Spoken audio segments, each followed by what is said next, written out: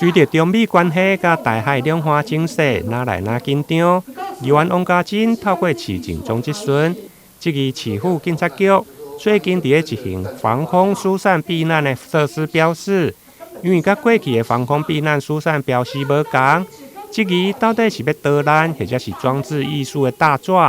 对此，警察局回应是配合市府监管单位的建档，预计执行到5月底。这个是现在的标志，看得很清楚，对不对？看到了是不是？它叫做防空避难。好，这一张贴纸，它根本就是一张贴纸嘛。这样一张贴纸跟过去1.0版的那张贴纸，人家1.0版的时候还写了可以容量多少人，如何，现在不是哦。现在你们就是一个看起来有各种颜色的贴纸，写个4个中文大字以及3个英文小字。更好意思的、更好玩的是，竟然有某官网、某警察局的官网告诉我们说，标示牌可以严肃，也可以是一种装置艺术。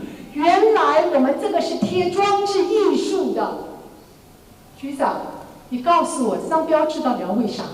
为什么要贴？是说这个如果是发生战争的话，警察在第一线，去协助维护我们国家安全。但是也就是说，我们要发生战争了，是吧？也不是这么讲。另外，伫警察局招募青年加入义警或者是民防的行列，议员嘛质疑是毋是将警察当作军人，准备要来作战。唔定拿军反对警察军事化，市长黄伟天嘛回应，警察甲军人的工作内容无同，主要是以维护人民治安为主。台南新闻林根张硕伟采访报道。